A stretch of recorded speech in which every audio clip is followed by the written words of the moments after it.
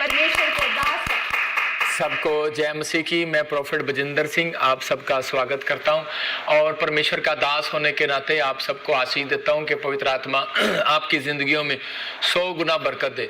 जितने चाहते हैं कि आज परमेश्वर आपकी लाइफ में मिराइकल करे, तो आइए हम सब अपने हाथों को उठाएंगे और परमेश्वर की सामर्थ को महसूस करेंगे। पवित्र आत्मा जी, हम इस समय परमेश्वर प्रार्थना करते हैं आज तेरे कलाम के लिए, जो इस समय पवित्र आत्मा यूपी से, बिहार से, इस समय पवित्र आत्मा जी उत्तराखंड से, देहरादून से, राजस्थान से, इस समय पवित्र आत्मा जी मेरे पिता परमेश्वर जो हरियाणा से, जम्मू से, पंजाब से, बटाला से, गुरदासपुर से, लुधियाना से, जलंधर से, कपूरथला से पवित्र आत्मा जी, और इस समय राजपुरा, पटियाला से, असम से मेरे पिता परमेश्वर जो इस समय फाजिल्का, फिरोजपुर, अबोहर से, जलालाबाद से, और इस समय पवित्र आत्मा जी प्रार्थना करता हूं जो अमृतसर से भी, जम्मू से पवित्र आत्मा लोग जुड़े हुए हैं पिता परमेश्वर, जो गुजरात से, अहमदाबाद से, इस समय परमेश्वर छत्तीसगढ़, उड़ीसा, महाराष्ट्र और गोवा पवित्र आत्मा जी परमेश्वर में इन सब के नाम लेकर इन्हें ब्लेस करता हूं यीशु मसीह के नाम में।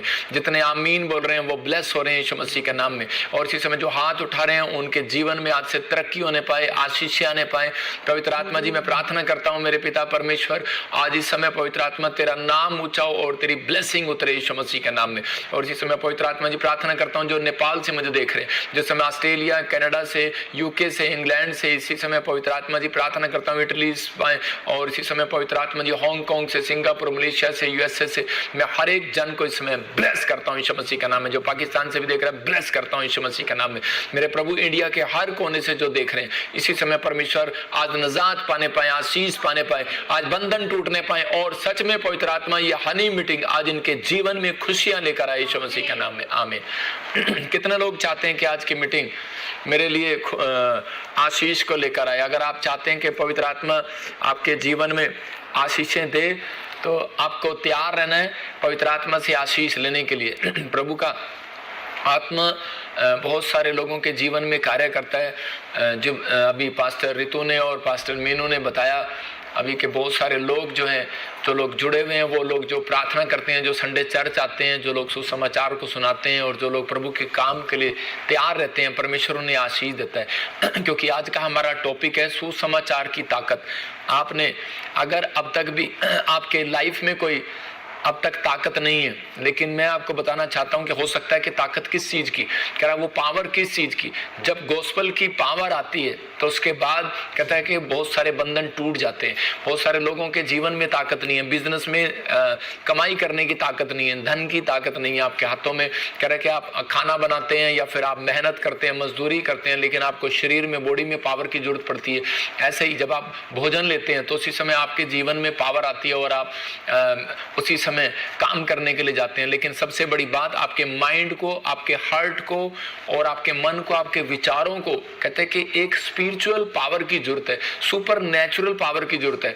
जो पावर वो जब तक नहीं आएगी जब तक आप सुसमाचार की सामर्थ्य पर विश्वास नहीं करेंगे। अगर आप सुसमाचार की ताकत पर विश्वास करेंगे तो मैं कह रहा हूं कि परमेश्वर वो ताकत जो आपको देना चाहता है वो आज आपको देगा और आपकी लाइफ में मिरेकल करेगा। मैं इस वचन से आज आपको बताऊंगा, लेकिन उससे पहले बहुत सारे लोग जो हैं अपनी लाइफ में ये सोचते हैं कि पता नहीं मेरी लाइफ में क्या होगा, मुझे कुछ मिलेगा कि नहीं मिलेगा। बहुत सारे लोगों को इस ताकत का नहीं पता। अगर आपको पता लग गया तो आपको बैंक से लोन लेना नहीं पड़ेगा। याद रखना, जितने आमीन बोल रहे हैं कि मैं कह रहा हूँ लोन लेना नहीं पड़ेगा। आज आपको बैंक से लोन लेना नहीं पड़ेगा। आपको लेना है रुपये लोन, इसलिए आप आमीन नहीं बोल रहे। आपको लोन लेना नहीं पड़ेगा। और इसी समय फिर कह रहा हूं कि जो बीमार हैं उन्हें कह रहा है कि डॉक्टर के पास भागना नहीं पड़ेगा। सुसमाचार की सामर्थ के बारे में बता रहा हूं कि आज कह रहा है कि आपको कोई टैबलेट लेनी नहीं पड़ेगी, आपको कोई भी किसी के सामने हाथ फैलाना नहीं पड़ेगा। अगर आपने इस सामर्थ को जान लिया आज बहुत सारे लोगों को नहीं पता, सुसमाचार सुनाने वो इसलिए नहीं जाते क्योंकि उनको इस बारे में पता नहीं है। लेकिन मैं आज उन लोगों को बताता हूं कि सुसमाचार सुनाने के बाद कहता है परमेश्वर की दृष्टि जो है वो उस व्यक्ति के ऊपर हो जाती है, वो उस इंसान के ऊपर हो जाती है, और उसको चमकाने के लिए परमेश्वर तैयार हो जाता है कि मुझे इसको ब्लेस करना है, कैसे भी करना है, क्योंकि ये परमेश्वर के सुसमाचार को सुना रहा है। आपको अमीर होने के लिए संघर्ष नहीं करना पड़ेगा। आज अगर आप सुसमाचार की सुनाने की पावर को आप जान गए तो परमेश्वर का आत्मा कह रहा है आपको मेहनत नहीं करनी पड़ती है। याद रखना, ये बाइबल के अंदर बहुत सारी छिपी हुई राज है। वो राज अगर मैं आज आपको बता दूंगा, आज आप धनी हो जाएंगे, आज आप आशीषित हो जाएंगे, आज आप ब्लेस्ड हो जाएंगे। आज बहुत सारे लोग देख रहे हैं टीवी पर, सुसमाचार पर, और देख रहे हैं उसी समय न्यूज को देख रहे हैं और बार बार कह रहे हैं कि इजराइल में क्या हो रहा है, ईरान में क्या हो रहा है, इराक में क्या हो रहा है, बम कहाँ गिर रहे हैं, युद्ध कहाँ हो रहा है।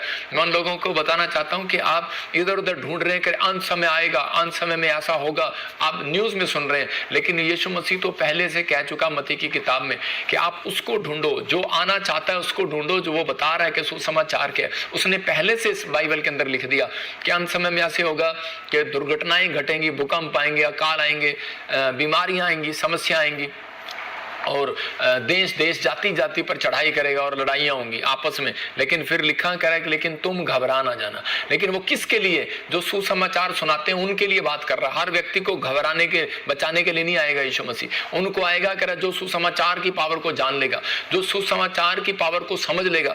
मैं ऐसे ही बता रहा हूँ कि सुसमाचार है क्या, कि कुछ लोगों को इसका मतलब पता नहीं है, लेकिन मैं एक साधारण शब्दों में बता रहा हूँ कि उसके इकलौते पुत्र का संदेश पापियों तक लेकर जाना। मतलब कि परमेश्वर का संदेश जो है धरती पर, स्वर्ग से धरती पर पहुंचाना। मतलब ये काम किसने किया? उसके इकलौते पुत्र यीशु मसीह ने फैसला लिया कि मैं स्वर्ग का जो संदेश है